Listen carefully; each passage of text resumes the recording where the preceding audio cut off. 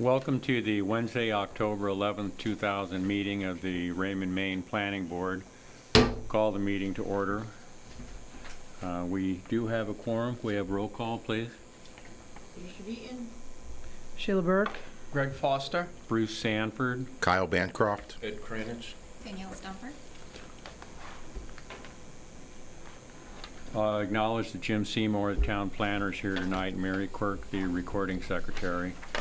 This is a public proceeding, and unless the board specifically votes to go into executive session, you have the right to hear everything that is being said and to look at all of the exhibits that are presented. Please notify the chairman if you are unable to hear or to see.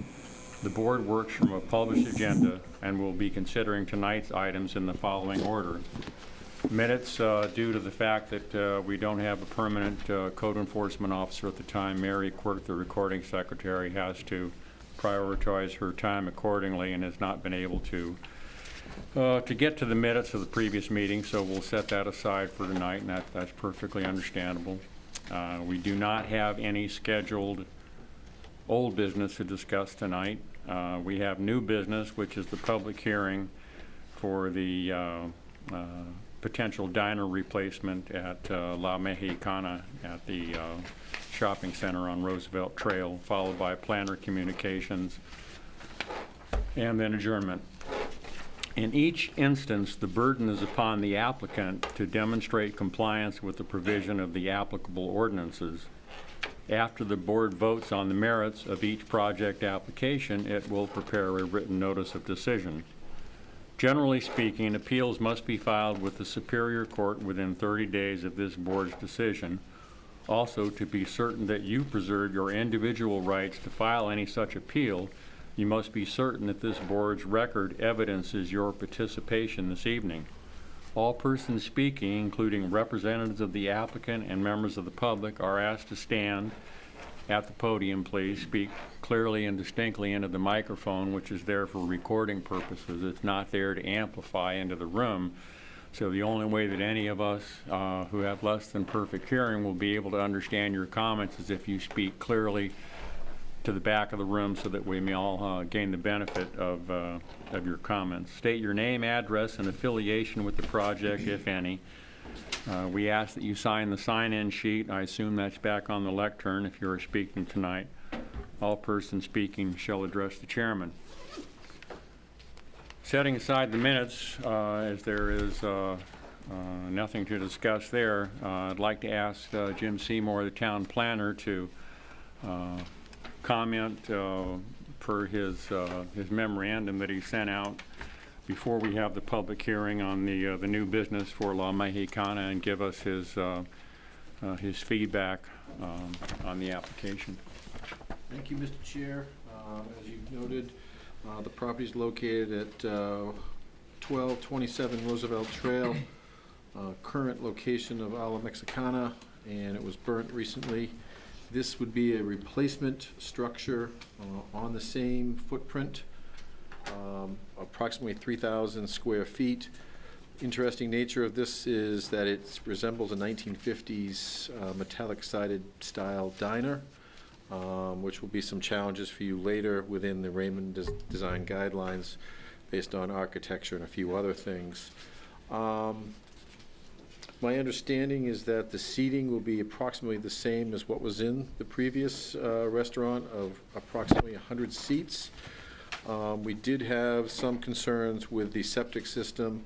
There was I believe, a variance granted to that once before, and because of a small jetty in the back of this diner, that might make the proximity a little bit closer to the existing system. So at some point, we're going to require that be verified by a site evaluator to make sure it's in compliance with the plumbing code, and that we also verify that it's compliant by all the current design features. So that might be a condition if you're at that point later on.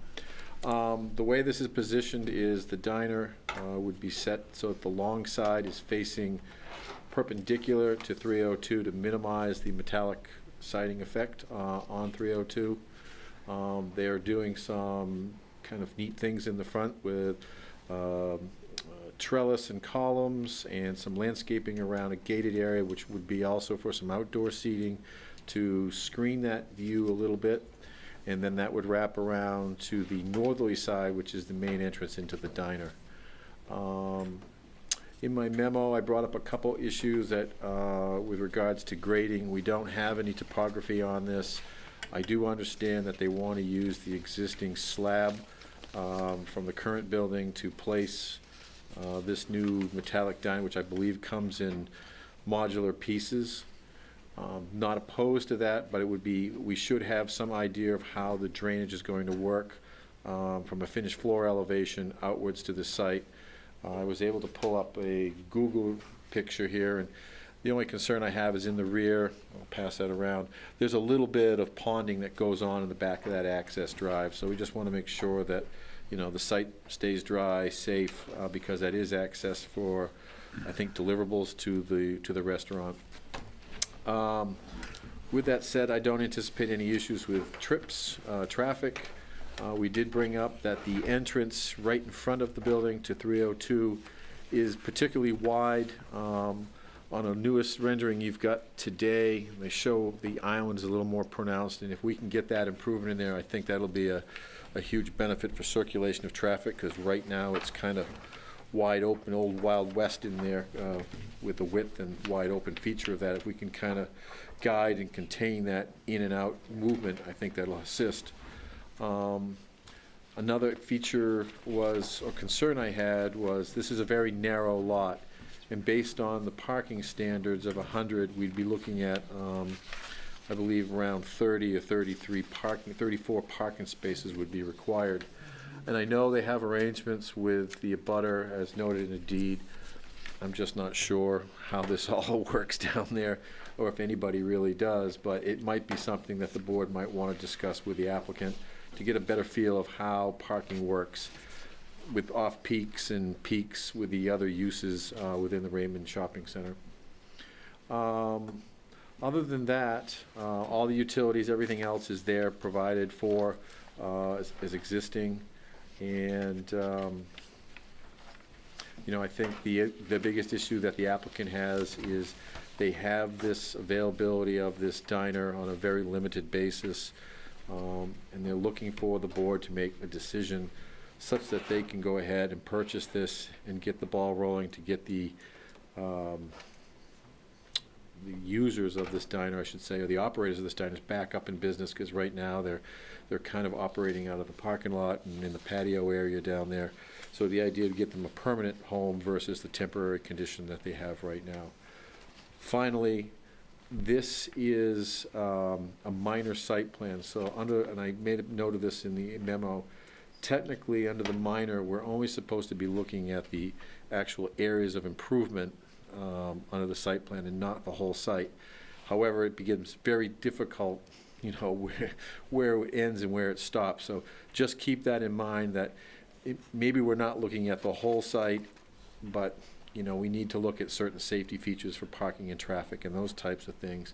As far as some of the landscaping and other things, maybe those can be made improvements as we go as suggestions, and maybe we don't necessarily have the authority to require those, but it's a very gray area there. So with that, I'll leave it to the board for questions, or the applicant if they want to make a presentation. I guess before the board gets into discussion, I'd like to ask the applicant to, if they want to give any additional information about the project, any additional presentation, please feel free to address us.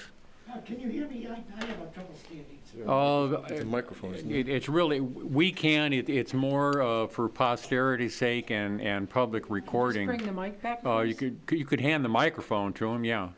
I'm sorry, I should have let No, that's okay, we understand. Quite all right. I think so, yeah. Can you hear me? Yes. Okay, fine. My name is Fred Pedico, Planning Design Associates. I'm representing the owner, LLC. I'm 1227 LLC. With me is Lori Mason. She's the owner of the property, along with her husband. And I think Jim pretty much covered everything. Do you want me to go through the narrative? I mean,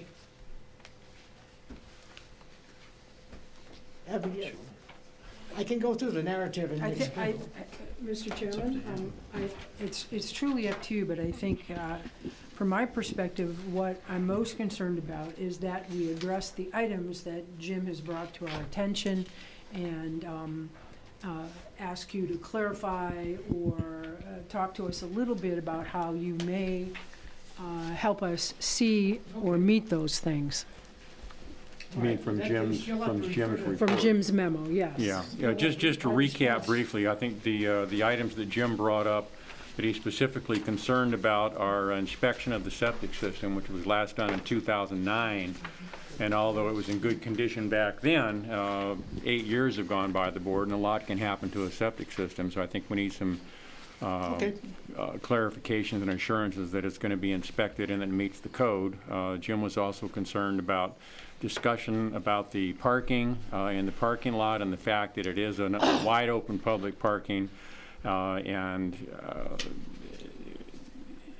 people seem to park all over the place there. We don't know if you have parking agreements with the abutters and if they have parking agreements with you. Would like to discuss that, and also control of surface water. I myself did not completely understand until just now that you were planning on leaving the existing building slab in place and building on top of it. I thought that all the concrete from the existing building was going to be removed, so I think there may be concerns with treatment of surface water. So if you could please address those. Okay. Those three items, we'd like to hear what you say. Well, I'm going to refer you to the October 10th note here, responses to review memo by James Seymour. Have you got a copy of that? Yeah. Let's start, first of all, procedural history. Note that this project is confined to the existing building pad. Please refer to the revised site plan, which is that one, and I think I Yep. gave you a copy. Yes. Item 1, preservation of landscaping. I don't think there was any issue on that because there is no landscaping on the site. Relation of proposed building to the environment. A boundary topo survey is being prepared at this moment. However, all work is confined to the existing pad and will not require any changes. The proposed diner will sit on the existing pad, existing concrete pad. The finished floor of this diner will be about 2 feet higher than the pad. This handicap access information will be provided with the building construction plan when that's submitted for approval. Any question there? Hey, Just to, do you mind if I just jump in with Sure. him as we're going along here? Yeah, you identify yourself, Yes, state your sir. name and address, and make sure to use the microphone, please. My name's Lori Mason. I'm one of the owners of 1227 LLC with my husband, Robert, who can't be here tonight, unfortunately. He's in Boston working. But what I'd like to just elaborate on that is this existing diner comes in several pieces, and we already have foundation plans prepared for it. It sits on a similar foundation in another spot. What we're proposing to do with that pad is essentially saw cut the areas around the outside, which would be the perimeter foundation, go down to frost wall level, put in a spread footing, bring up a frost wall, and then build up on top of the pad. And this allows for us to get a sufficient crawl space underneath there to connect up to all the existing pad, plumbing and electrical and sewage, et cetera, as well as being able to utilize that concrete pad in the front for our outdoor seating area, as well as using a concrete pad in the back to put the containers, the dumpsters, that type of thing. So basically, we're not changing the footprint of the area whatsoever. In actuality, we're reducing it. So. Okay. I think Lori said existing diner, but we meant proposed. Well, yeah, it's Right. an existing diner in It's Ohio someplace else. right now. Because the proposed diner in Raymond, existing diner in Ohio right now. Going on to number 3, vehicle access. No loading dock is required. Unloading will be performed in the same way it has been done in the past with the a la carte, a la Mexican restaurant. Employees will park in the common parking lot. And we've submitted a deed there that refers to the parking in common with other areas. You have to remember that this is basically all one, well, it's separated by lots. It's basically all one parking lot. And it's no different than the main mall. You pull in, you park wherever you can, and there's never been any instance of overcrowding with the existing restaurant. And actually, this is actually the fourth restaurant that's in there, that's been in there, and it's, as long as the capacity stays the same, there shouldn't be any change in the use.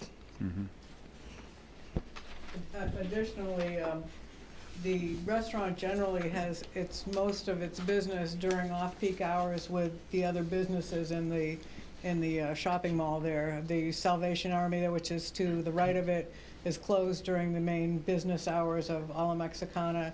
And again, on the other side, most of those businesses close around 4 or 5 o'clock, and the peak time for the restaurant is after that. So there's never been an issue with shared parking in that area. And I'm going to refer you to the deed that's in the memo there, Exhibit A. And I'll just say, the above described premises, blah, blah, blah.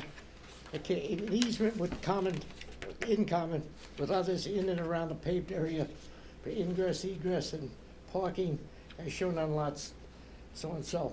That basically gives them the right to use the whole parking lot.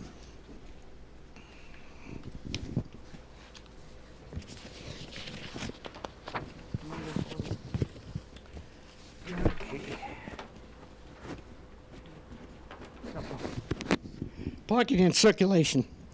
Once again, there are no changes in the seating capacity, 100 seats. We will provide 3 handicap spaces as shown on the site plan. There'll be no change in employee parking, which is basically out in the common parking. The existing entrance consists of 2 plus or minus 30-foot wide curb cuts openings. Any change in these curb cuts would require DOT approval. There are several other entry points in the common parking lot. We feel that deed restrictions prevent altering the parking lot. Actually, that parking coming in and out of that egress there, that's actually more narrow than several of the other openings in the parking lots and the other egress and ingress points. There is a island existing there.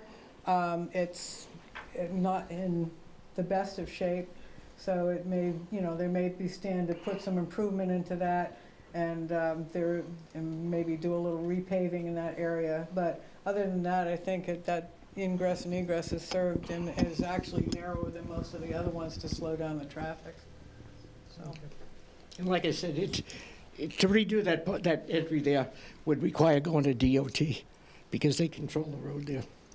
And would have to apply for what they call an egress permit. And that's a considerable, that would take at least a month or so to get that permit, plus whatever they do in the street, so. Okay. Surface water drainage. The impervious footprint will not change. Therefore, no change in the pre-post runoff. The diner has a roof that slopes to the rear. We propose to put a trench drain on the rear of the building that would allow runoff to infiltrate into the subsoil. That's basically the way this building works now. See building cross-section. There are gutters and downspouts on the building. There will be no change in the topography on the site. Therefore, no change in the drainage pattern. There will be minor regrading to the access drives in order to eliminate high and low spots. You mentioned one low spot in the back, which is pretty severe, but that'll be filled in. And we'll use the best management practices, including dust control. Again, we will provide this topography plan as soon as the survey finishes his work. Basically, when I first looked at this site, I said, geez, it's like trying to drain water off a pool table. It's completely flat. When they first built the building, they must have just put a bulldozer in and leveled it. I couldn't find any drainage on or off the property that's defined. It's just, the water just hits the surface, flows wherever it can. And there's basically nothing we can do to change that. And as an addition to the package that we just survived today, you'll see there is a cross-section of the building there that shows that there is a slight sloped roof that goes to the back. It's my understanding also that not only does it slope to the back and run off, but there is a gutter system that runs through the back of that catches everything, and then there are downspouts. And again, we put in some kind of a gravel trench on the back just to help with the infiltration, as well as the fact that if there were any major areas where the downspouts were spilling the water, we put in a splash pad there, and again, a gravel splash pad to mitigate any kind of washout. And as Fred said, there is a big dip in the back road. There's no question about it. That is simply a matter of, I don't think it's been because of runoff or anything else. I think it's been years and years and years of wear and tear, and we are going to go back in and regrade that anyways and bring that up to a level and a more workable, drivable surface there. So that was our intention anyways, to do that. So. I'll just reiterate one more thing. Normally when you build a new building, you set the grade and then you grade it away from it. But because this is sitting on the existing slab, that can't be done. The water's going to have to be taken up with trench drains or whatever on the site. But it won't change the drainage pattern whatsoever.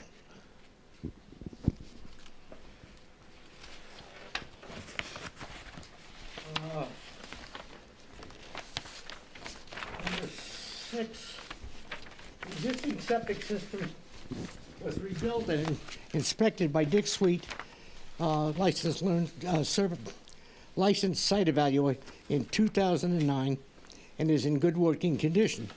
The tanks and the grease traps are pumped on a regular basis. We see no reason to change that. You see the septic system runs along the entire right side of the building on the property. And that septic system has been maintained and is continuously maintained. The restaurant owners have it pumped every several months. We've maintained it in 2009. We did some maintenance to it after that. So most of that has been, I'm sorry. Mike. Oh, sorry about that.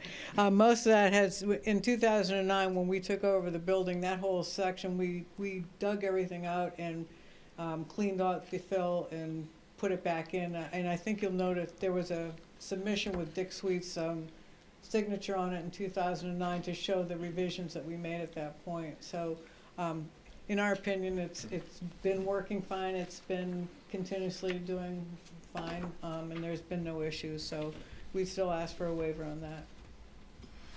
I feel like Sonny and Cher. I know. Number 7, special features. There were no issues on that. Exterior lighting. That's the plan.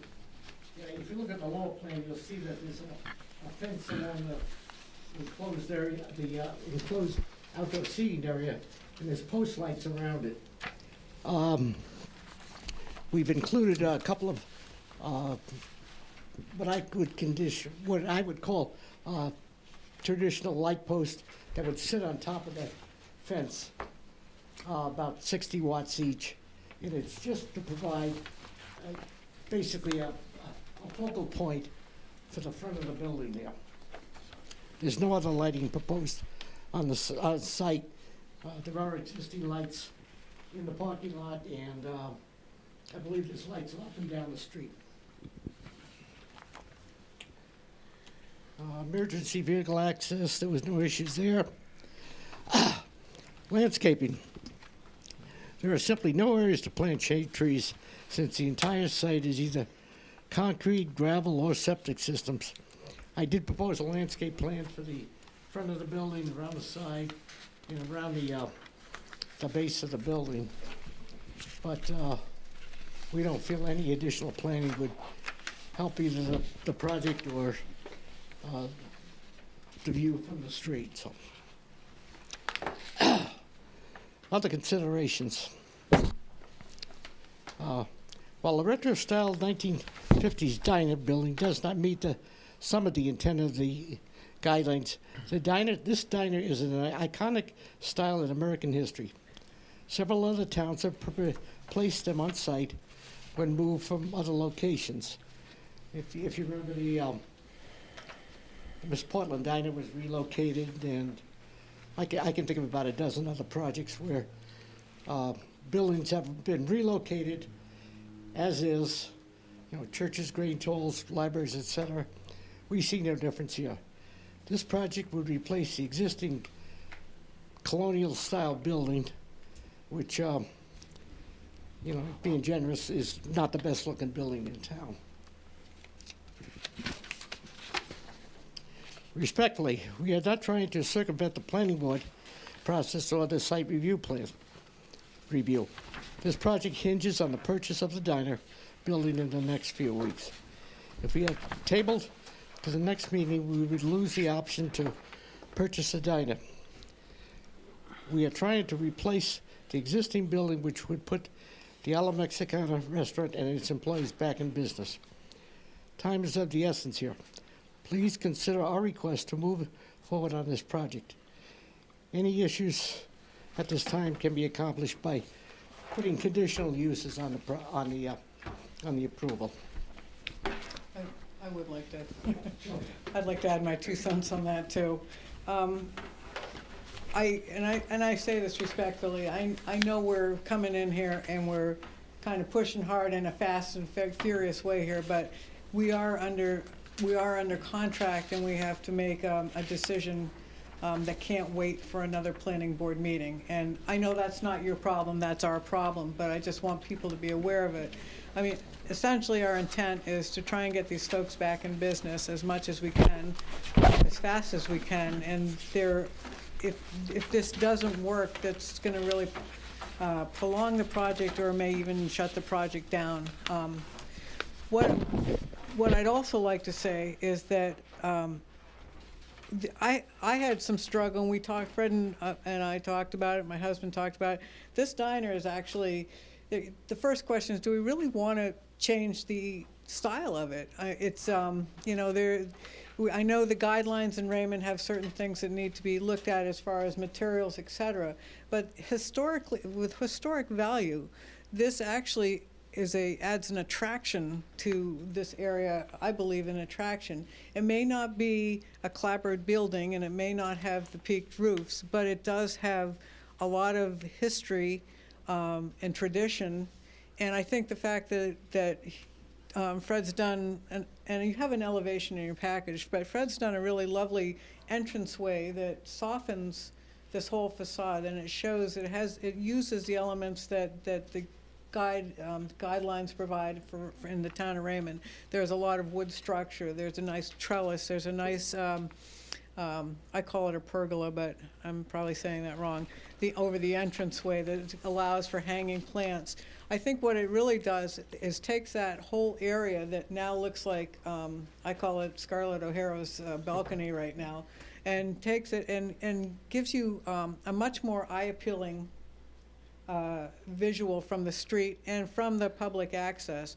I think the outside seating, which is going to have the wood and the lanterns and the hanging plants and the shrubbery, is going to really catch people's eye and want to draw them into the building and to bring them in. I think it actually enhances the whole idea of your community pedestrian walkways and bringing people into another business there versus this sort of a white albatross that really has no design guidelines or any design to it whatsoever. So Fred will continue on with the commercial district narrative, but I think, in my opinion, and I hope that the board finds it also, that I think this could be a great asset to the town of Raymond. In addition to the fact that I think that Ala Mexicana is probably one of the most well-loved restaurants that have been in that location ever. I know we have lots of support from the public that they would like to see that back in business. And this is a way that they're not going to be able to operate out of their food trailer much longer as the winter months come in. And this is a way that I don't think is against any of the guidelines. I think it enhances the whole area, but it also allows us to get their business and this commerce back into the town of Raymond and back to the people that really want to see it there. So I'll turn this back to Fred and we'll go from there. Okay, Lori just covered a lot of it, but on the commercial district narrative, the new facade, which consists of the trellis, the fencing, and the landscaping, use traditional New England materials. It adds an eye-catching appeal from the street and encourages pedestrian access into this new inviting entry point. This will provide a feeling of community with open outdoor seating. The design provides an appealing view from the street, screening the dining facade. Lighting will be traditional New England style, and the sign out front will remain unchanged. I know you folks have a elevation in your package that shows the actual elevation that's shown here on the plan. But just for those that don't have that here, what this does is this comes off of the existing street here, and there is a open trellis work that creates an entranceway into this building. And this trellis work would have a wooden structure with wooden posts. It has hanging basket plants. It's going to have an element that it enhances the landscaping and architecture there. Additionally, there would have a fence that goes around there that shows, that gives it a little bit of screening. And then he's put in this shrubbery, it's conifer, year-round material. yeah, an evergreen, conifer screening that would be shrub planted, pot planted, but it would be available, it would be tall enough to give it a little screening. And then the entranceway would come past this. You would enter into the diner here, and then you would go back to your outdoor seating through the diner, so that you would have the access into the diner through the opening here on the north side, and then you would come back through the diner into this outdoor seating area. But from the front, what you're really seeing is the wood element designs, the landscaping designs, floral designs, and the elements that match a lot of what's going on in the existing buildings to the left of us, or to the right of us, I should say, depending which way you're facing. So that just, hopefully that gives a little bit of more of an idea for the people that haven't seen the elevation. Thanks, Fred. I'm just going to note one other thing too. The outdoor seating area has to be fenced in if it serves alcohol beverages. So that's why there's a gate on the side there that it's basically an emergency gate. It's a one-way gate. And which way, where is that on the one-way gate? It's on the current drawing you got, Right there. dated October 10th, that you delivered this evening. It's right there. You're actually going to come in from the street under this trellis. Oh, okay. You go past it, up this walkway, and then this will, as I said, you'll enter the outdoor seating through the diner. So, and there will be an emergency access. Oh, okay, so the main entry is the vestibule on the That's north? correct, that's Okay. correct. And you have to do that for Maine State Alcohol. That's the only entry as far as we're concerned. Everything else is an exit. Right. Okay. I guess that concludes what, I'd like to hear your feelings on it. Okay. Why don't we have board discussion? It may be better off to have public comment. I'm sorry? You should have public comment. Well, yes and no. I mean, we are going to have a public hearing. The planning board manual does allow us to have some discussion based upon that presentation before the public hearing. What's the board's pleasure on that? We seem to have a history of doing it different ways. Well, quite honestly, I'd like to hear from the public before we have the discussion, in case there are issues raised that have not yet occurred to us. All right, that that's we fair. might need to discuss and address. Okay, we'll close the owner comment section now and open the public hearing.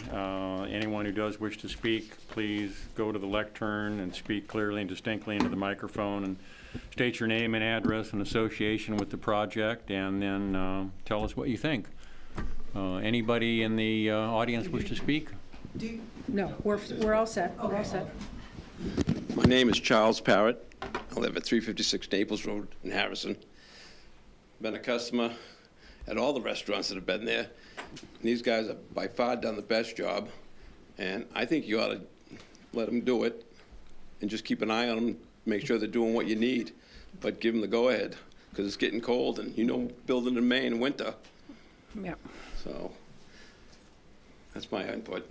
Say Thank yes. you. Thank you. Thank you.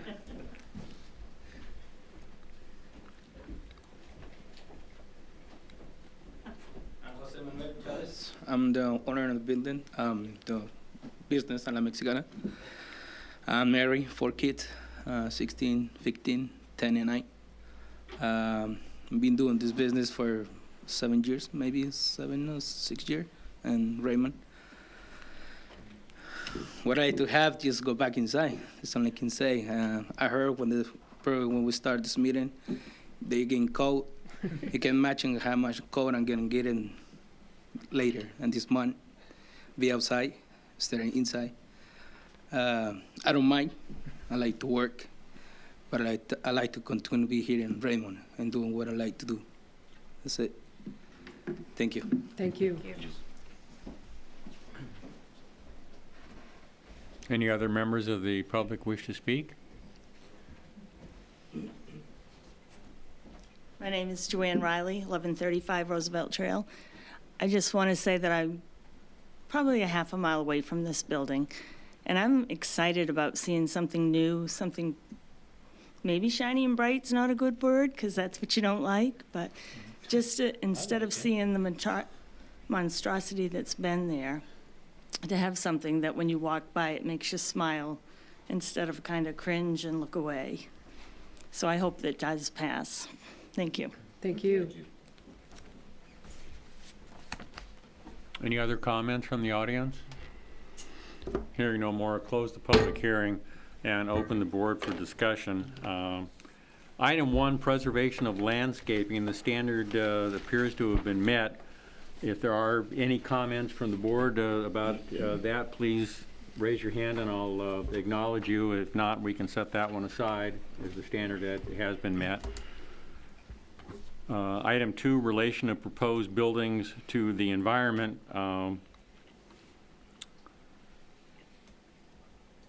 Jim would like to have a formal boundary plan, and the applicant would ask for a waiver on that. Jim feels that the waiver should be denied and that access easements, which may impact the lot and buffer strip, be established on the plan and in the field.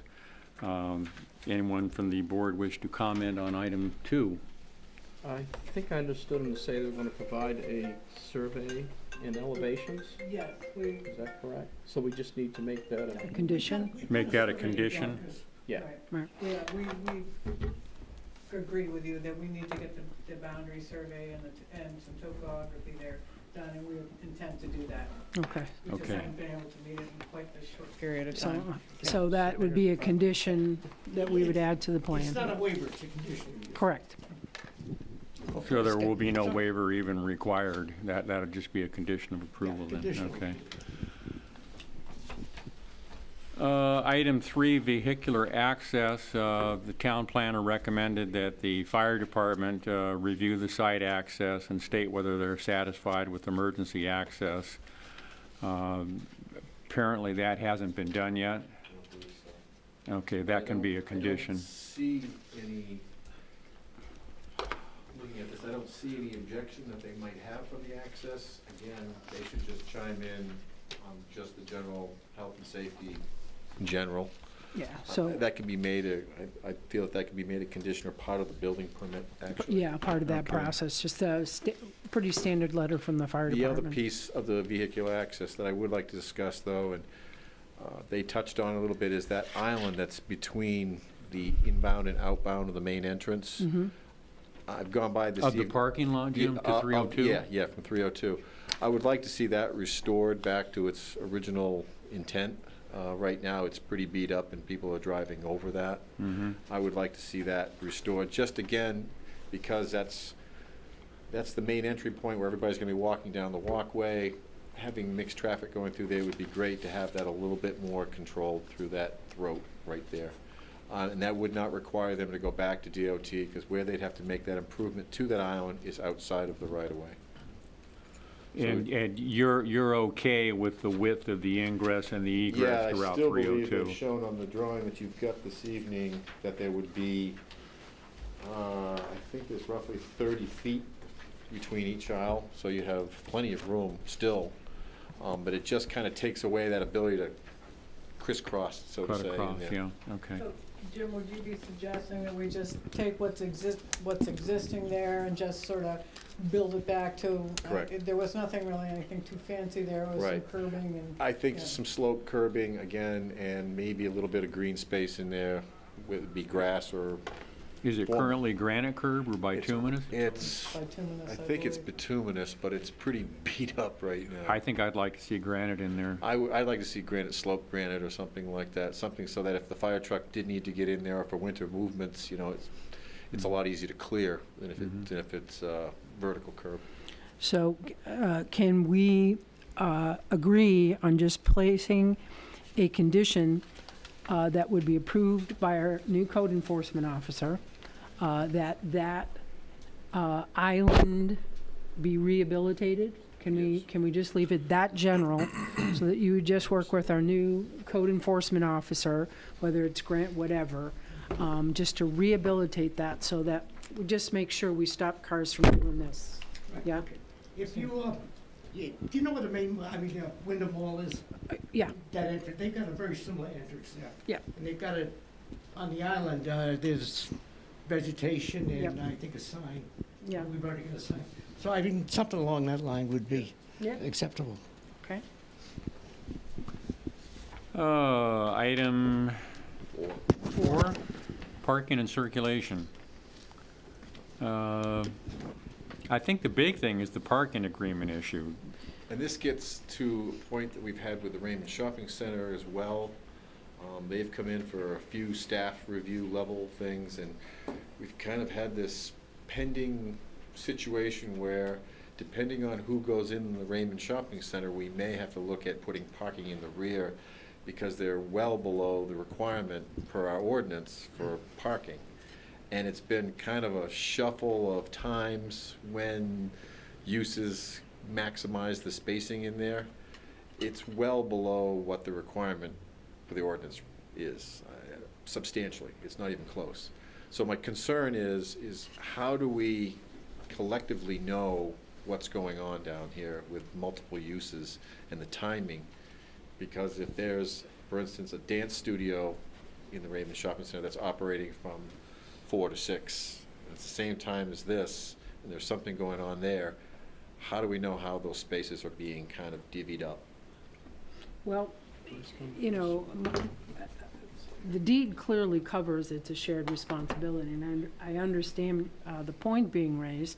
On the other side of the coin, are we truly talking new construction where that gets all opened up again? At this point, I think the way we've been viewing it is that this diner would be on an existing slab.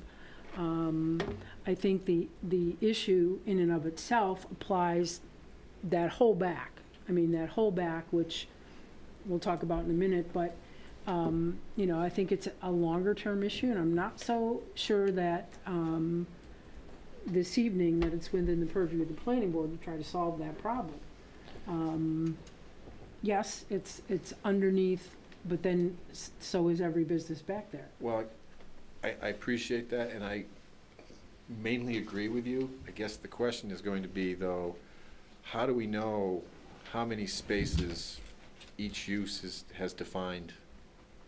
Shouldn't there be something in an agreement that says Ala Mexicana has 30 spaces available, shared use in this lot versus just kind of a wide open Wild West?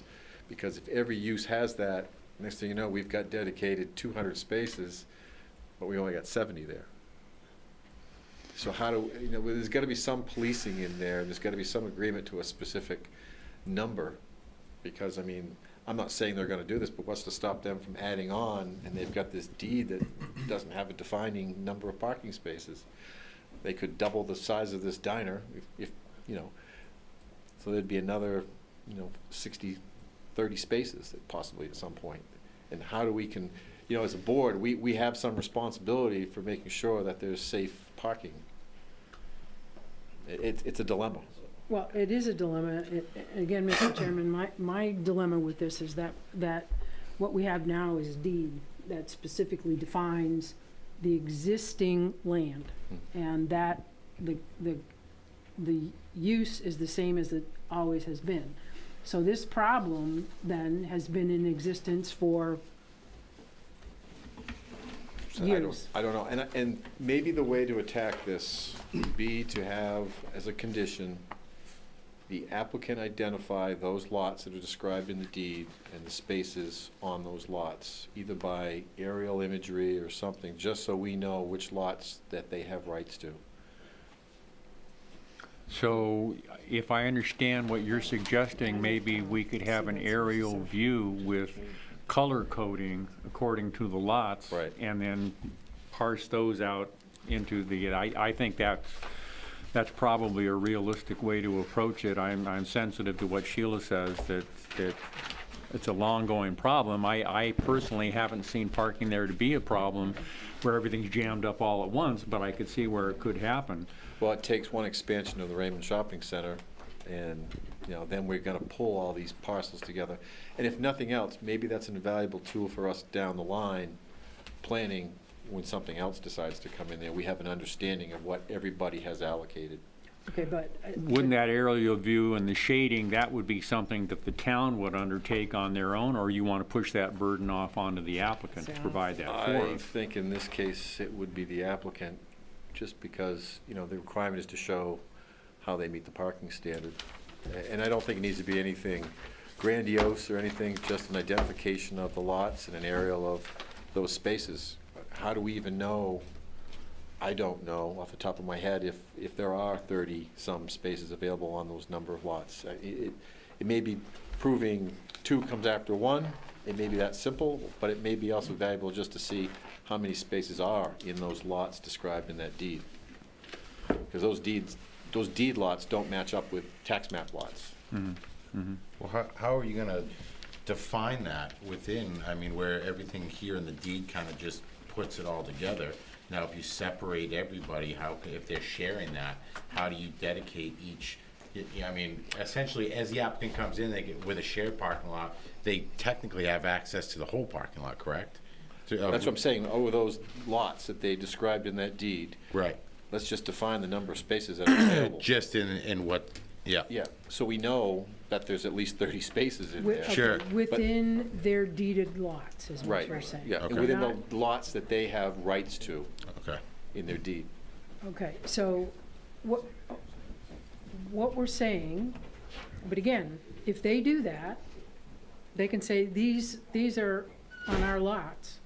They're not their lots, they have rights to those parking spaces in those lots. Right. But technically, they have a right to every single space in those lots. Correct, but we just want to know the number of spaces total combined in Okay. those lots to verify that there are 30-some spaces. Okay, so, Can I jump in? sure. I think what Jim is talking about is a parking study. Not really even a No. parking study, No, it's no. just a map saying that in those lots, you have rights to parking spaces. Show us what actually exists for parking. Right. Yeah, It's that Okay. so Yeah, I see what you're saying. an aerial shot, 1, 2, 3, 4, 5, 6, 7, just number how many spaces are over there. That's all we're saying. I understand what you're saying. Honestly, this business, we're not changing this business at all. We have never changed the intent. In actuality, we can't expand it. We don't have the septic availability expanded. That restaurant's gonna be that size forevermore, unless we can do something spectacularly different. I think, in my opinion, I think you're asking to put another burden on something on us that really is, that we're not required to supply to you folks. I mean, I completely understand what you guys are saying. I completely understand. But these businesses have been going on this way, and I for one have driven past that shopping center at all times of the day and night, and I have never ever seen an issue where there's an overflow in that parking lot. And I understand what the board is trying to do, but I don't think that should become the responsibility of our small project here when we're only just replacing what we've always had there and there's never been an issue. So. I appreciate that. My job is to make sure Understood. that there's the appropriate parking available, and the plan as provided doesn't show that. And I'm trying to give the easiest way to show that we meet the standard. Jim, and respectfully, I understand that, but in your minor site plan review, you're only supposed to be reviewing what's changed, is that correct? That's correct. And there's nothing really that's changed. We're still providing a 100-seat restaurant that's had no change, or 100-seat or less, actually it's smaller than that. So there's really no change to the proposal, so that would be my. Yeah. Based on the aerial view that was passed out earlier, I can count 30 spaces right over here, not even going over here. In this one section alone, there's 30 spaces. Again, I just don't know. Is that part of their deed, the part that you Well, and that's what I don't know. I don't know how those lots match up. Uh-huh. That's my dilemma. Without a boundary survey or Right, anything, and we so don't. we're gonna get the boundary survey and the topo. I think everybody there that is a tenant has that common problem, that they all have deeded parking, and yet they overflow into their neighbor's deed, depending upon what's happening at their particular place. It would take a little bit of legwork, but if you provided that aerial with just the color coding by, by the shaded by deeds, and then went to all of the tenants along the storefront, and just shared with them that shaded map and the fact that we all have parking that overflows onto the other shaded deed, are you in agreement that overflow parking onto the adjacent deed that's not really your And I don't shade think- is acceptable? I don't think I don't that's think what we we're even need to go talking that about. far. I think we just need to see the lots and the number and the parking that's available on those lots. All we're saying It's is, that when you simple. do the boundary survey, okay, so we'll see lot C, D, whatever they were, be clearly identified.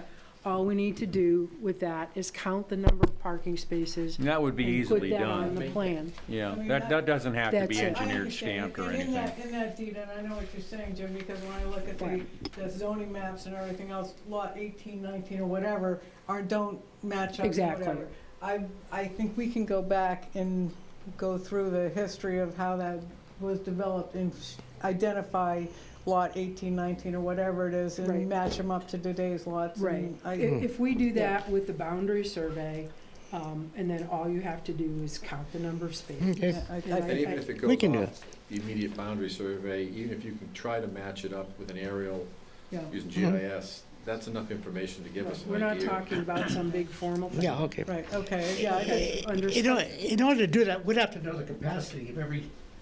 No. No. Yeah. We're just saying for Yeah, I know, you, I'm saying that's- for you, your Understood. deeded lots, we're looking for, how many parking spaces you have. We need to identify, in accordance with town ordinance, adequate safe parking, 30 spots. That's all we need to do. Where your Within 30 that are. whole deeded area. I think Exactly, that- exactly. That's reasonable, and I think we can certainly do that. It's been working for years. Yes, We can do that as a condition of use, Right. just add that to the. Exactly. that's That's all, all we're that's all looking we're for. saying, not that you have to Okay, one other negotiate s- who gets what in the Okay. lot. Understood, understood. One other small item is, they have 3 handicap spaces identified in the front. One of those needs an accessible aisle. It's a minor Okay, tweak to the spacing, but they got 2 that have the common striped aisle. the one, as you're looking at it from 302 that's on the right, also need a separate access aisle per ADA standards. And I'm sure that'll be taken care of. That in the aisle strike. is actually 12 feet wide, that, so it can stand alone, I believe. Maybe even, no, but I think the space, I think it's all striping. Yeah, I think I you've got the think it's- dimensions right. I think it's just striping. Well, anyway, we've got to go to the state fire marshal for this. They would handle that. Okay.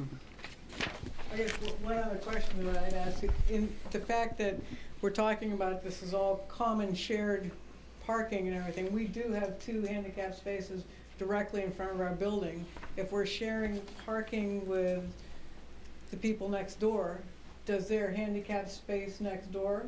No.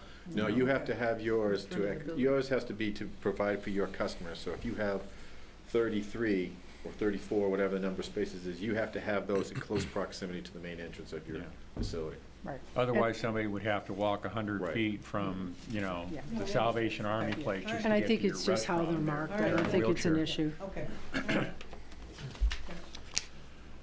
Item 5, surface water drainage. My, I have a question about number 4. Mhm. The applicant has stated several times and in their documents that it's a 100-seat building. The catalog cut that came with the package states 145 to 150 seats. great point. And the other issue that is either we've got to put a limitation on the plan itself for the number of seats, because also you have outdoor seating, which I don't know goes into that computation as well. That was another note I had. So either we're gonna have to limit, because there's 2 things that could limit this. Obviously, parking's one, but the other is the septic. Everything's based on the number of seats. So either we have to put a limitation on the seats, or we've got to put a note saying that there's got to be adequate parking to provide for the number of maximum seats and septic capacity, so. Personally, I think that note may have been put on there by the people who are selling the unit.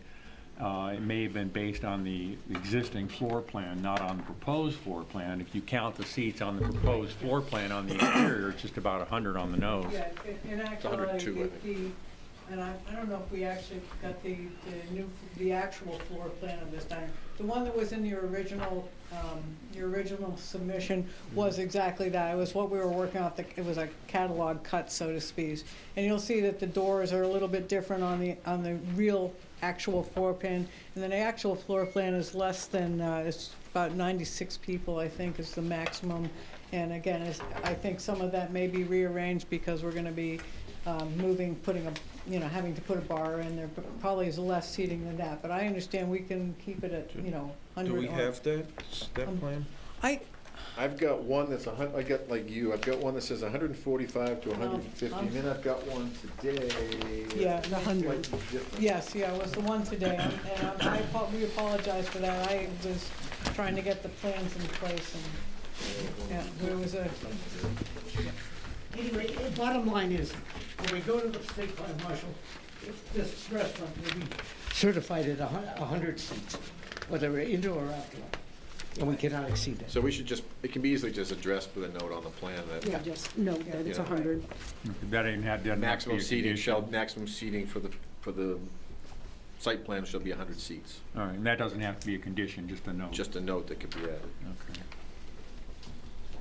Okay. Item 5, surface water drainage, comments?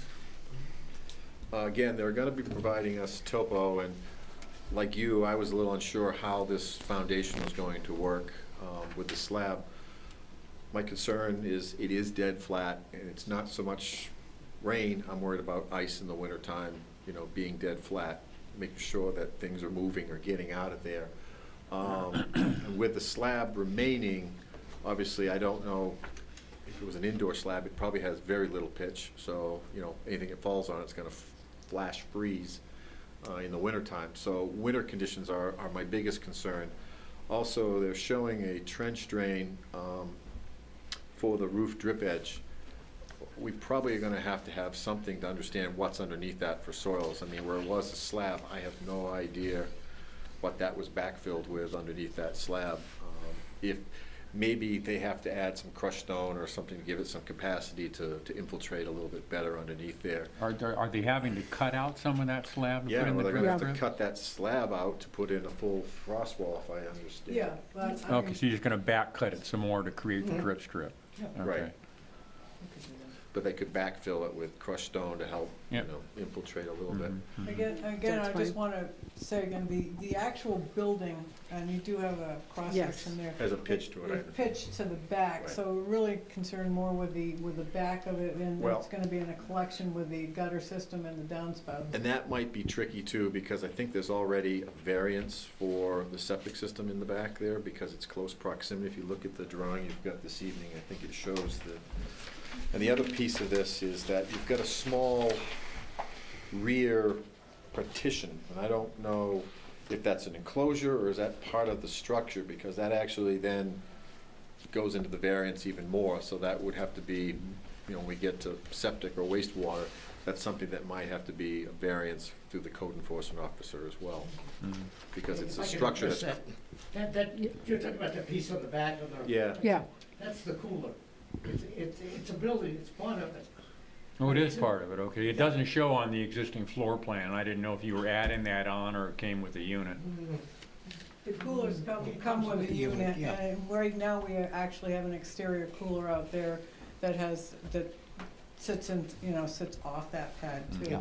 So it would just be an extension of that. So it gets to be tricky with the site evaluation and the code with the septic system, structure setbacks and things like that. So again, when we get to that, and maybe we don't even get to that, I don't know if it falls into this, but one of the recommendations was just to have a site evaluator evaluate Yeah. the septic system and make sure that everything's in compliance with main plumbing code.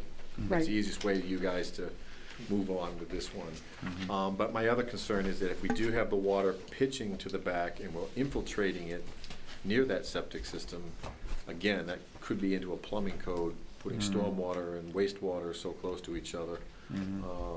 So I don't know if there's another location where they could, have that infiltrate in a different location rather than right up against that immediate edge.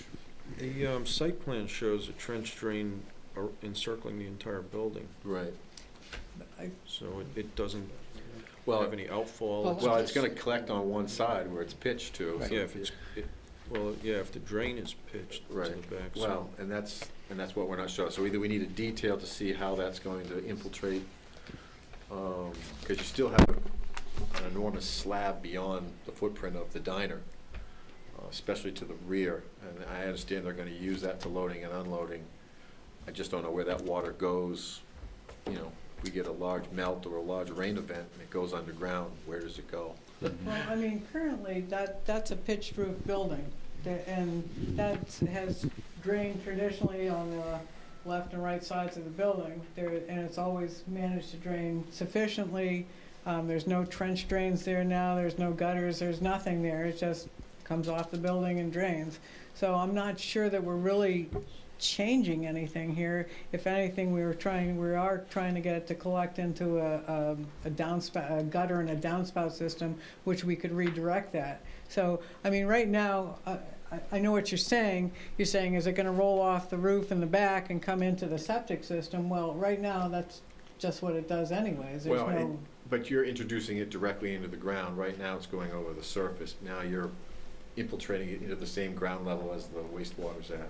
So just by the plumbing code, there may be a small issue with that. okay. But we were talking in terms of recommendation to have it inspected, the septic, and to look at that particular And I issue. think with the trench drain, we just want to see a detail of how that will function Okay, and we can put that as a condition. as a condition for the code enforcement officer. Okay. Again, does, You have to remember, as far as the walkway goes, Jim mentioned something about snow. I mean, the only walkway goes from the trellis back to the main entry of the building, and it's obviously gotta be shoveled and plowed during the. But there's still going to remain the existing slab though, right? well, Yeah, in the front, where the outdoor seating is, which you won't typically have anything outdoor seating in the wintertime, and then you'll have partial slab where you'll have the dumpster sitting on, et cetera. So- What about from the entrance vestibule to the back? Will that be taken up or will that all be concrete? No, it all stays concrete. To the yeah. east? Yes. If I understand the general site plan, it's Yeah. going to remain concrete where the existing building footprint is. Right. Right, Yeah. correct. Yeah. And that diner basically takes up from south to north. It basically spans that whole concrete slab from side to side with the vestibule and the walkway, et cetera. And then the back, there is some, you're correct, in the back, there is gonna be an open space on the slab where, because the diner isn't as long as the original building, there will be an open space on that slab there, but that has to be maintained by virtue of the fact that there's gonna have dumpsters and access there anyway, so that's gonna have to be maintained. And my only concern with that is, again, and the topography might show that, but it won't show the slab because it's not exposed yet, is just how does that water drain in the back? Yeah. It's a dead flat slab, so, you know, it's gonna be a skating rink. A question I had is that on the front of the building, leading away from the vestibule, going west back toward the trellis and the parking lot, you appear to show approximately a 15-foot ramp going down. Is that just a direction of travel arrow, or does that actually indicate a ramp? Well, there'll have to be a ramp there. Because you're raising the grade of the proposed building roughly 15 inches. Right, there'll have to be a sort Okay, of well like then, a ramp there. my question is, if the concrete is flat and you're increasing the grade of the building 15 inches, give or take, and creating an ADA ramp of 15 feet long leading west toward the trellis, how are we taking up the grade from the west exit out to the patio? Because if it's flat, you're raising the grade of the building 15 inches, you've got a flat patio that's the same grade as the existing over toward the north, but you raised that up 15 inches and created a ramp. So now the building is 15 inches above the patio level, which is a flat slab, and that also creates a drainage issue. So explain that to me, if you would. The proposed ramp coming out of the front vestibule there, that'll have to be open underneath so the water can go out. So that's not a concrete ramp? Doesn't have to be, no. Well, it could be concrete, but it just has to be open underneath. And will there be steps from the diner to the patio? Steps, Because if the patio To is the in west, front. yeah, out into the patio, or is there gonna be a step down there? there'll probably be a couple of steps, yes. does that have to be, I'm just asking, does that have to be ADA compliant too? I don't know. By code, I don't know. They do have an ADA entry in the front, but it's gonna be awfully clumsy to ask somebody on the patio to go out the emergency egress and all the way around the front and into the front door, you know, to go to a bathroom. So you might wanna consider, you know, how that's gonna work for your ADA customers to go out onto the patio. You may just wanna create a little ramp there too. Keep in mind, when we go to the State Fire Marshal for approval, we also go for a handicapped access approval. They're two separate permits. So that issue will be taken care of them. The State Fire Marshal is not gonna let this go by unless it meets 100% code. And that's a compliance issue that I don't think that we really get into, but I think it's something you wanna consider. Oh, we definitely, yeah. Yeah. No, that's a good point. I can't speak for the board on this. From my own feeling, I think that a topo and some kind of a drainage study really would be a good idea, and I think it's something that I personally would ask for. Again, I can't speak for the board on that. That's just my own feeling. Is that ramp going to have, if it's built up of wood or something, then it's going to have rails on the Oh, side? it has to, yeah. Okay, all right, okay. Bruce, maybe one way we can figure this out is we're gonna have the topography of the existing conditions. Like I said, obviously, we're not gonna know what every grade is on that slab, because until the building's torn down, we won't know what the slab grade is. But maybe they can provide with directional aerials how they intend or propose drainage to flow away from the building or across these slabs with spot grades or with directional aerials of flow. just to give us some intention. Yeah, I mean, inside the building, there should be very little slope, except maybe back in the kitchen to, the floor drains or something. No, we're talking, again, back to our overall concern about infill, we don't know what's under any of that, and if we're gonna start, how are you going to direct from your drains and everything else coming off the concrete once we know that? What are your intents in terms of how you see the water draining? If we get that kind of a. Well, and the other thing too is that that's been an internal slab. So now once you tear that building down, you expose it to the atmosphere, it's susceptible to frost, which is never seen before. You may even get differential heaving, frost heaves and things working underneath that building, Yeah. just because it's never been exposed to the cold before. Well, I can answer that. We've already looked at that, and what we'll do is we'll saw cut the pavement. That prevents heaving. Or it prevents cracking that might affect the access around it. Okay. So that would all be eventually on plans for the building permit, Right. correct? Okay. Yeah, I mean, most of the stuff we do have to address in the building phase of this. Again, I go back to, I'm trying to understand, essentially that building's been there and it's been draining and we've, But you've had a roof, now you have a level pad that you have Yeah. access to the Right. public. And again, it's a winter safety issue from how does that water get off, how do we prevent icing? And again, maybe the simplest way to handle this is just to say, prior to a building permit being issued, we'll want to see spot grades and a drainage plan for the existing slab. It's not something we're gonna refuse, refuse the Okay. project for. I just think we make it a condition and then, Well, we've already agreed to before you that. get your But this is a permit. condition that is changing because the structure is now gone and now we're exposed Right. to all this flat surface and hard Correct. surface. And with your abutters and the parking and the chance of somebody falling and slipping on a lawsuit, it's for your own protection too. yeah, no, that's understood. And I suppose the other way to potentially address it is, as I said, in the winter months, you're not gonna have any outdoor seating, et cetera. And then if there's in the back section of that slab is gonna be really restricted to the folks that are working there. And, maybe it's as simple as fencing it off from the public, I don't know. I mean, it's just a thought. It's, there are Yeah. ways to look at it and address it. You'll have to wrestle with that one. Definitely. All right. Okay, and so number 6, I think we kind of discussed that if we get a main license site evaluator can. You're looking at number 6 utilities Yeah, now? Yeah, we kind of Yeah. discussed that. If we get the proper evaluation so that everything we're doing conforms to current building codes, we should be okay. Yeah, Yeah, I think I'm gonna wanna see that, somebody's gonna need to put a camera down in there, inspect it, and write up a report and give us something current, because it's been 8 years.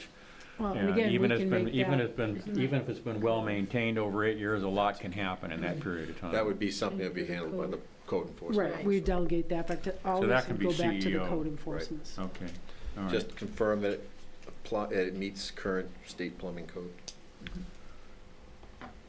7, special features. The only thing I have there is the dumpsters. They're open dumpsters, and typically we like to have those enclosed. Fenced, yeah, Fence, I agree. So that's the only issue there. fence the You mean with dumpster. a screen fence around it? Yes. Yeah, Yeah. yeah. Okay. That's not big. Wood stockade or screen Yeah, fence. that's not big. I mean, that whole back area up and down is Yeah. nothing but dumpsters. It's true. We're trying to get there. Exterior lighting. We have catalog cuts, and you can discuss that. I think you had catalog. And they're not gonna be left on all night when the business shuts down, the patio shuts down, they go off. Right. So it's really just whatever the parking lot lighting that stays on is gonna be there. Will you have the patio? Is there any lighting? I'm not one way or the other, but will there be some kind of lighting outside for the patio at nighttime, other than the posts?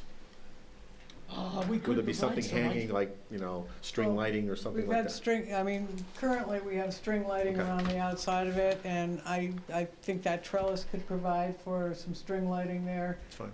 Yeah, I don't think you're gonna need it as much for for light as you are gonna for the ambiance or Right. whatever you want. You Yeah. got lighting on top of the fence, correct? That's And then you got right. ambient lighting come out of the windows from the Right. diner. And then What about lighting along the north walkway to the vestibule?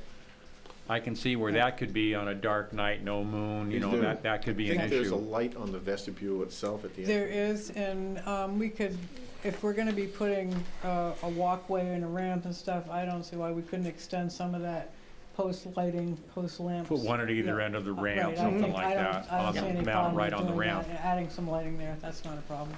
Okay, probably would make that a condition. Mhm.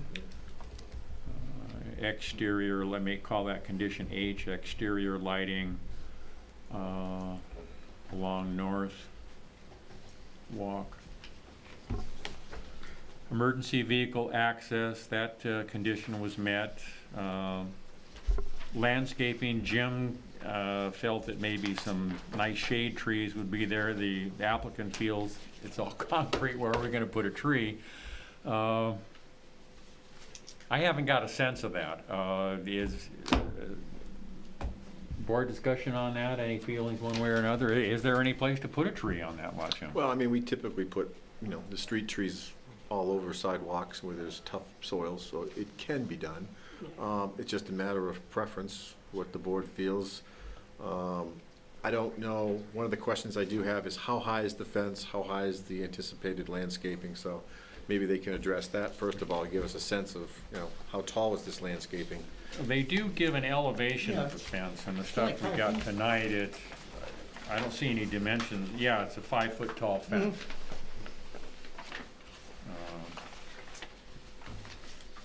So are you thinking about trying to incorporate trees into the landscaping strip, or Yeah, cut out I a was just section of thinking the maybe a concrete and couple put in a mature well, or- trees, a couple mature trees along that fence, or something that's a little bit higher to give it a little bit of scale break in there, that's all I'm thinking. Well, you Yeah. will have some scale break with the different varying heights of the shrubbery, and I honestly, it's a concrete jungle out there, and trying to put in some shade trees and maintain them, I think it's gonna be, You've also got root expansion under the Right, concrete and the I- parking, and yeah. that could be an issue. I mean, I think we can provide a very nice, gentle landscape there with potted shrubbery and that type of thing, which is also can be replaced and replanted a little bit easier than trying to have to dig up a mature tree that's dying, or root expansion, exactly as you said.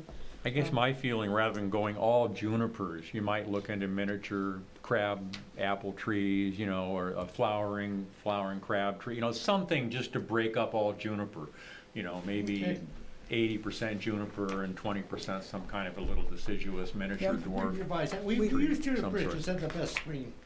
Yeah, and of course, we're looking for a year-round, if you're trying to screen it, we're looking for an evergreen that's year-round, and if you have a flowering tree, it's deciduous, you're not gonna have screening in the winter. Backing up to parking and circulation, that's something I forgot to ask.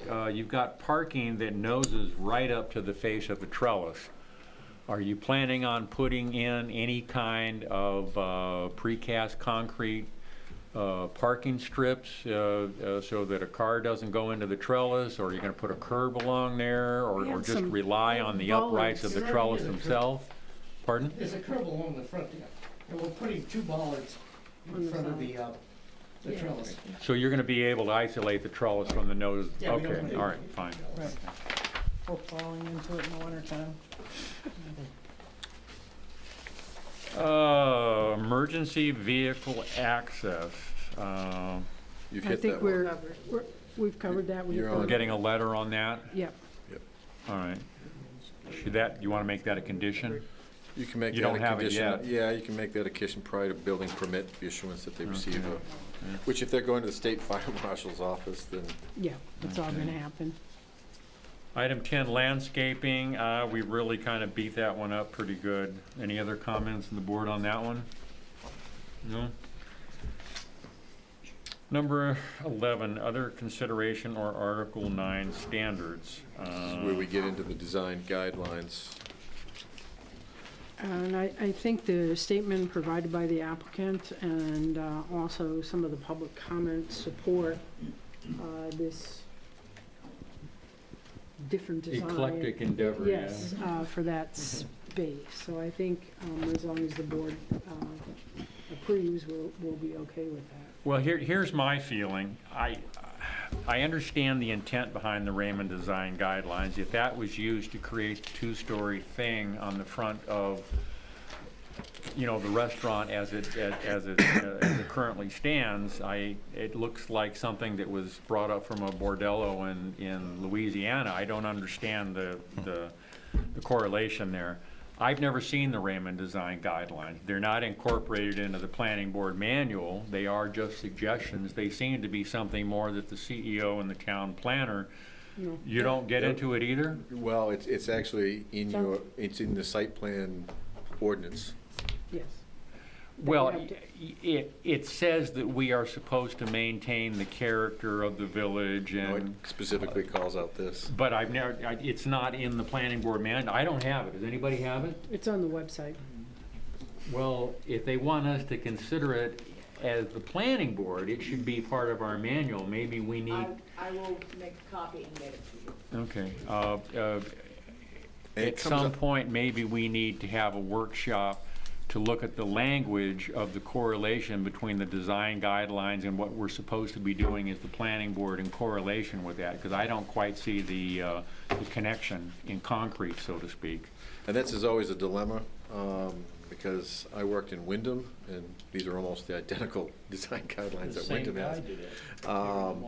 And when they were incorporated, people wanted standards, and other people didn't want standards. So the compromise was these design guidelines, which effectively, if implemented over time, the idea was you develop a standard from these. But I think what's happened is, because we get so infrequent site plan review in the commercial district, Yeah. that's kind of hit and miss when we had an opportunity to really look at these. The other piece of this, which may have been an oversight, maybe it wasn't, there was a large committee and I wasn't involved with that, was it does take away a little bit of the individuality, kind of makes everybody conform, which was what the mission was at the time. If we want to change that mission, maybe there's language or something we can incorporate through legal counsel about how we can work through this, or whether we disregard it, or whether we modify this, or we modify the language and how we enforce it. It does create kind of this weird dilemma, again, of how you interpret that.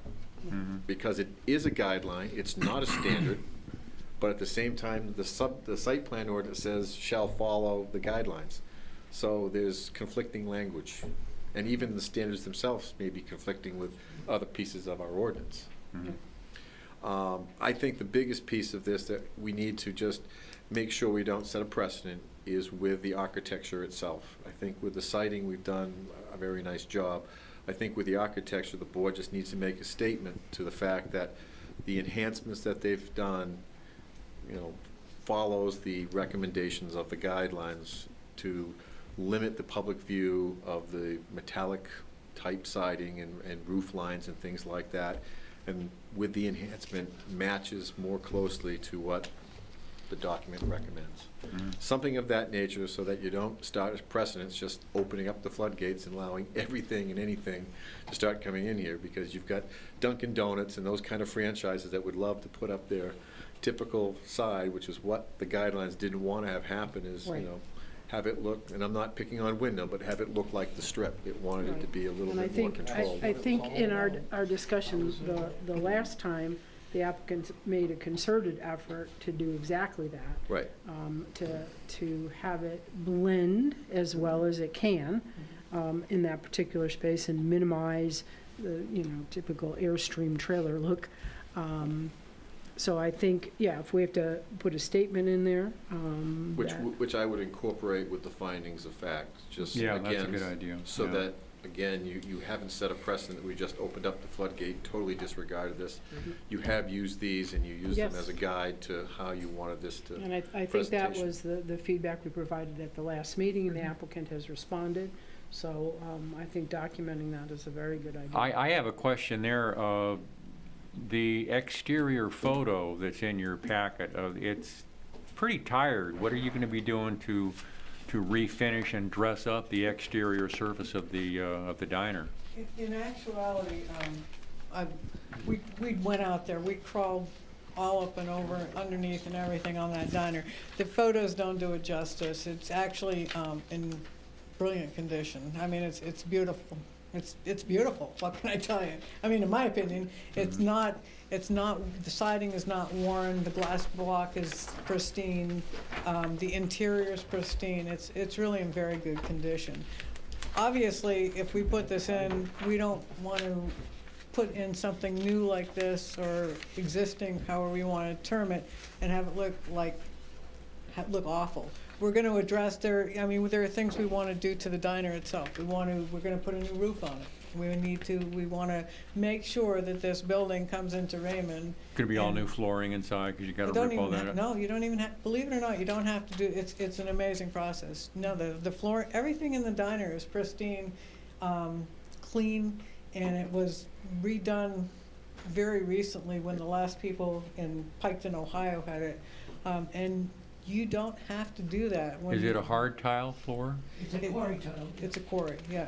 Okay, So it- I wasn't yeah, sure, looking at yeah. the size of No, tiles, I and- questioned whether it might be VA, My vinyl understanding, asbestos. I've never moved a diner before, I've never done this before, but we've talked to all the folks that do this.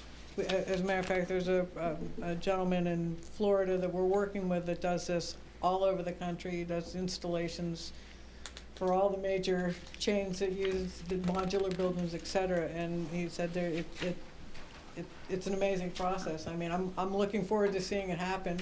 And we shouldn't really have to do anything to this building other than, so we want to put a new roof on it because we want to make it right. But it's in, you'll see it's in very good condition. It's in very good, and we want it to be beautiful, so. The exterior is stainless steel that can be cleaned easy Yeah. if there are any tarnishes on it. Okay. But this picture here is not accurate. Yeah, it doesn't do it justice, let's put it that way. I do have a question. I know it's not entirely related since it is interior, but though it is undeniably, a American icon, it is admittedly inconsistent, not only with the look of the buildings that are currently there, which I think you've addressed very well, but also the style of restaurant. And I'm just curious, I know there's been 4 different restaurants that have gone through that building, and I hope that La Mexicana stays for the long term, but is there concern that it limits the type of restaurant that in the future, if La Mexicana were to leave, would be interested in?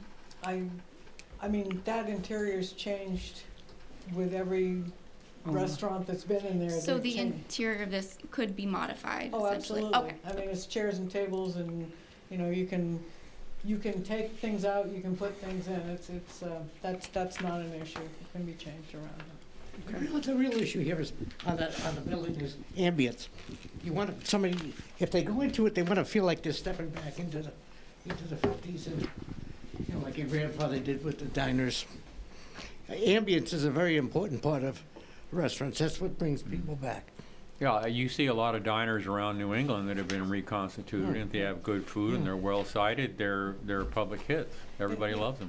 And actually, I mean, I laugh a little bit when I say this because I don't know that there are a lot of Mexican diners per se, but at the same time, I think that this diner it can lend itself very well with a lot of interior touches, and Jose has done a beautiful job with that building that we have right now to make it feel Mexican and ambiance and et cetera, et cetera. And again, the beauty of this is it is iconic, and there are a lot of people that say we love. I think you've heard it from the public. We love the idea of that. So I think even if Jose doesn't stay, which I hope he stays forever because he's a wonderful tenant and he's a boon to the community. I think it lends itself to another generation, so to speak, if necessary, and will always be a highlight to the community instead of a detriment. Mr. Chair, there were, I had 7 waiver requests that they had made. Just reviewing those, they're on page 2 of my memo, second paragraph. I think the only one, and I guess I'd even question whether we really need a waiver, would be the traffic study. But we really don't need a waiver because it matches the existing condition. So I don't feel that you need to grant any of the waivers because we're doing things to modify I agree. all of these issues, Right. you know, So so I- they'll be addressed separately. Right. So I think we need to go criteria by criteria, Right. and either say it's been met or have a motion to apply a condition to the building permit, correct? And we've got about 7 or 8 or 9 conditions. I've been listing Right. them as we've been going along. Okay. So really, you're saying the waiver issue is moot? Right. Right. Right. Okay, okay. Here's the list of conditions that I came up with as we went through this.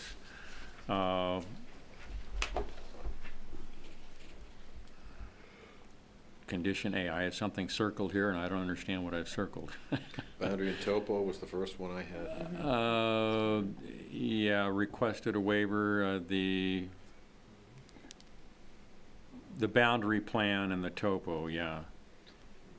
So, Mr. Chairman, how would you like to do these? Would you like to do them all at once, or can we just go section by section? It'd be easier, Well, when we formulate the motion, we'll have to do them all at once, I but. think initially yeah. you can take a straw poll, go section by section. If it's been met, just say okay. Mm-hmm. And if it hasn't, derive a condition to meet it, and then we Okay. come back and we can collect all the conditions and Okay, just how- groupfully. How's that? So we can do the language of each condition in each section, and then we can. do Yeah, the- first of all, I think we should have a motion as to whether we want to consider the application complete before we move through all That's these good to me, different too. items, You're right. okay? I move to deem Uh, the application complete with conditions. A second? Any discussion on the motion? All in favor? Opposed? Motion carries unanimously. Okay, let's go through the items one by one. Preservation of landscaping, the standard was met, there really are no conditions there. Correct. Relation of proposed buildings to the environment, item 2.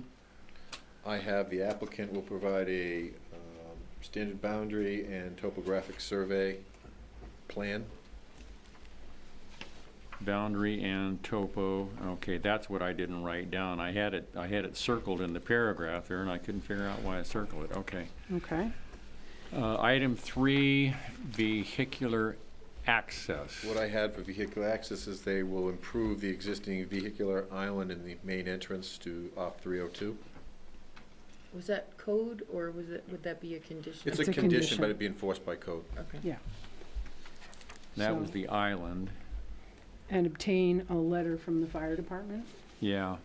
Well, Yeah. that one comes up, we can get that one in the Okay. later on. That's just part of the CEO review. Okay, Yeah, so- and we can collect it in the Okay. other item coming up. Okay, so improve the island is in 3. Number 4, Yeah, for parking and circulation, that's where I had the granite island, or whatever type of Should have been a island. vehicle access. 4 would be the plan showing the deeded lots. The shading. And available parking on those lots. Okay, all right. That was item D. Surface water drainage, that was, With the topographic plan. oh, that wait, provide- I'm sorry, go back to parking and circulation. You wanted to show access from the ADA space Yeah, we can, to, or you want to make that a CEO item? that could be a CEO. yeah. Okay, all right, we'll ignore that one. Surface water drainage, you wanted to see a section of the trench drain detail along the back of the building. And spot grades or flow directions Yeah, on the something, existing yeah. slab. Showing they've considered the water flow. Item 6, utilities,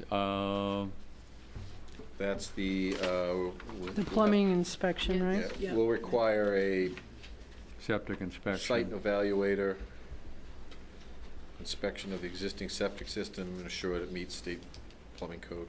Mm-hmm.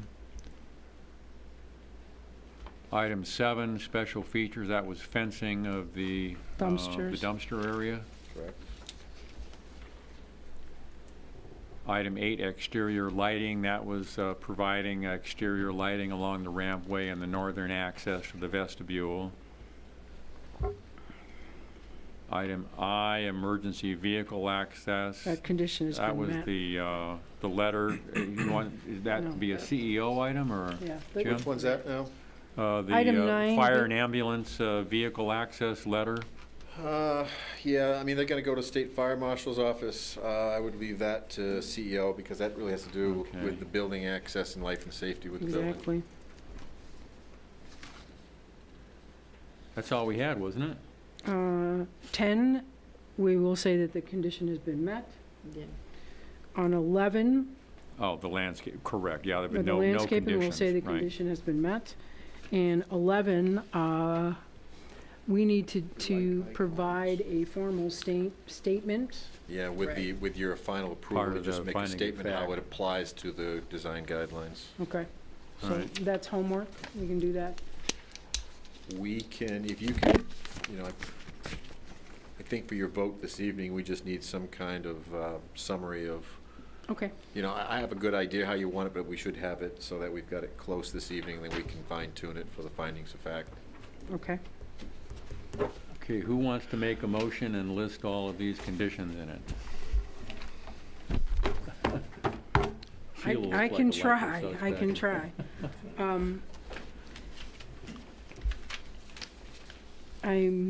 I move we approve the plan with the following conditions. That the applicant provide a boundary and topographic plan. That the applicant improve the traffic island. Obtain a fire department letter.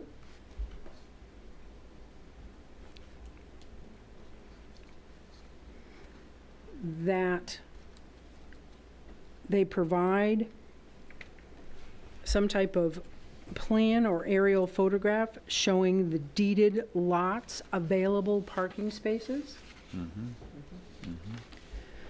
That they provide a cross-section of the trench detail. Spot plans and grading indicating water flow around and away from the building.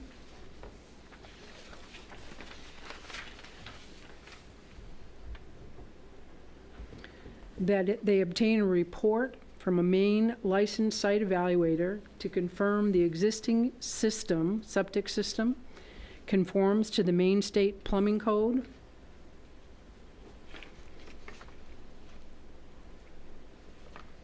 That they fence the dumpsters. That lighting be added to the exterior path to the vestibule.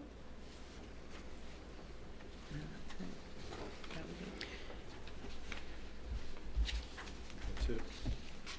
And that the planning board states that the applicant has considered the Raymond design guidelines, added cedar structures, fencing, landscaping, and situated the diner in such a way to provide a good aesthetic view to the public.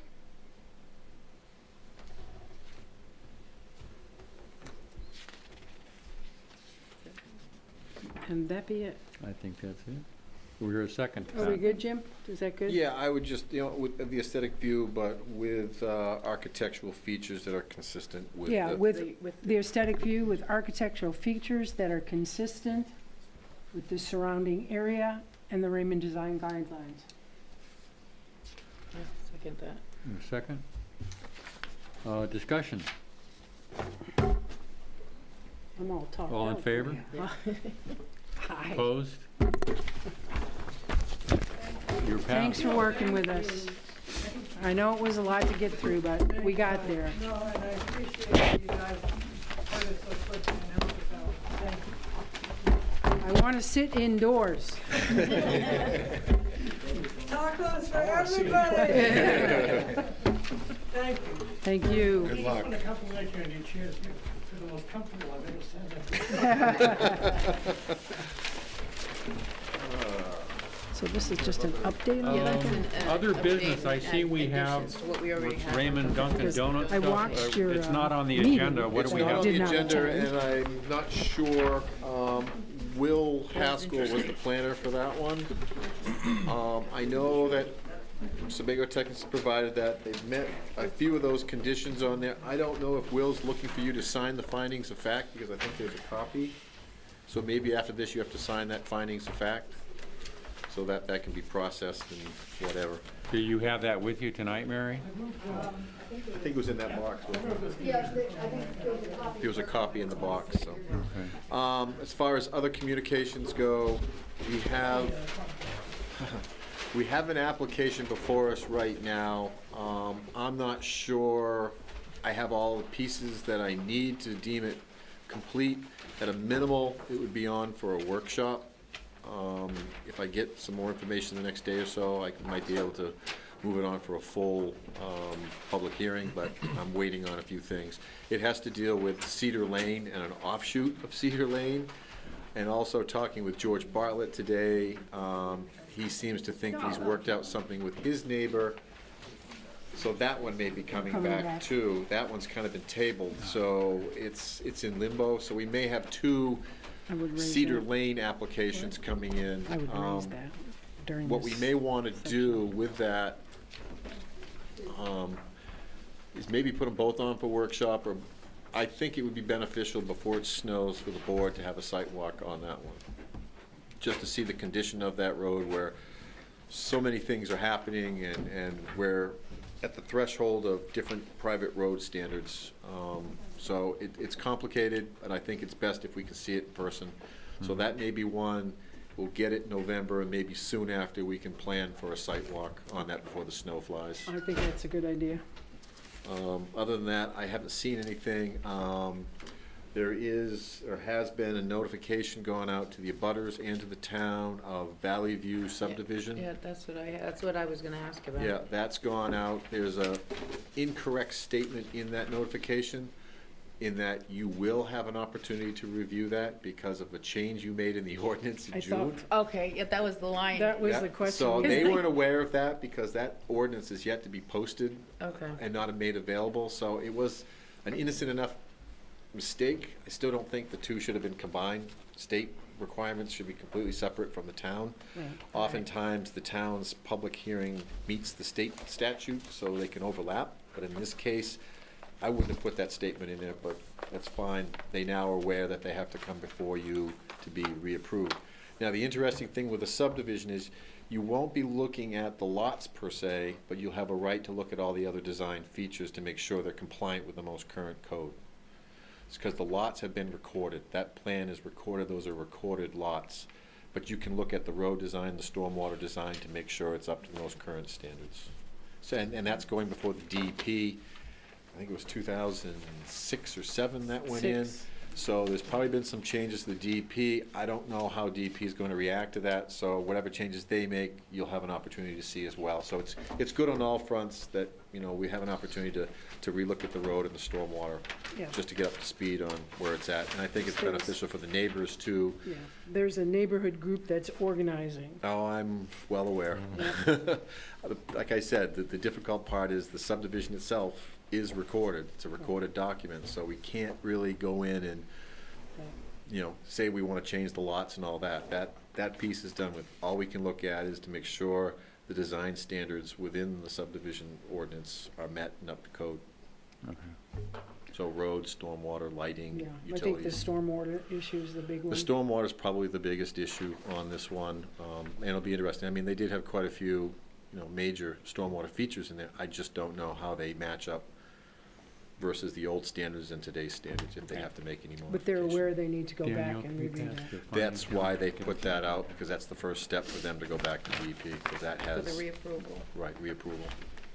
Is there a vellum set that we need to sign for permits for Dunkin' Donuts at all? You will at some point. Yeah, you should have you'll have to have a paper copy and a Mylar copy. It's not Yeah. recorded, but you should have a set to sign. Okay, he's probably not gonna wanna wait till the next meeting, will he? Is this and again, the- I'm not sure of the disconnect between the planner on this one and where things are, but I can Okay. follow up to see if we can at least get it to the town. Have so Mary that- send out an email, we can stop into Stop town by hall the or town and something. sign that, correct. Okay. Procedure question. I was not at the meeting where you made the final decisions and finding of fact, so Right. I cannot sign that, Correct. You just leave it blank. For the Dunkin' Donuts, weren't they supposed to It's the provide only meeting of the year in a this, design since I've for been the appointed. retaining wall? That would be applied to the building permit. That's typically how we do that. That's reviewed by the town code enforcement officer and structural engineer. They have to provide a structural engineer stamp and for the code enforcement officer anyway. And again, that doesn't mean that they're off to the races with their building permit just because you've signed that document. So they still have to meet all those conditions before a building permit can be issued. I have nothing else. Anyone on the board? We have a motion to adjourn? I just have one quick question. We're coming to that time of year again where, I don't know if there's anything in the ordinances that we want to start looking at. Typically, we start looking at these in the wintertime, Workshops, yeah. workshops, and so if there are things that you see in the ordinance, please start making notes. Well, I The think that, guidelines. Well, we is do one. have that one Yeah, about the that design guideline. guidelines Right. and how they relate to us. That may be something we need to do a workshop Yeah. on, just so we are aware, so we understand the legalities of that, because it's very gray. We may need to get the town attorney to give us an opinion on that. Yeah. And like I said, I know that they've incorporated in other towns, and again, a lot of those things change over time. yep, Because the economy or whatever happens, and then the redevelopment phases come and go. You went through a recession, you come out the other side. People have different aspects of how they want redevelopment to occur Well, the now. boards change and our outlook changes. 5 Right. years from now, you'll have different people here. But the yeah. thing is that this was supposed to be tied to the comp plan, which, where's the comp plan? So it leads to a bigger discussion, but I think from a legal standpoint, it'd be good to teach the board or instruct the board on how they approach this and what they should require, and what's their so can we make responsibility. a formal request that that workshop be scheduled? And I think we would want our attorney to take a Yeah, look. It may and- be good to wait till we have The new the code code enforcement. enforcement officer, so he's brought up to speed on this Yeah. as well. Poor guy's gonna get baptized by fire. Yeah, yeah. But it would be beneficial to give him a little bit of leg room here before we, but we could do that over the winter, January or Yeah, something like that. I think that would be a good idea. Make a note. Motion to adjourn? Second. All in- All in favor? We are adjourned.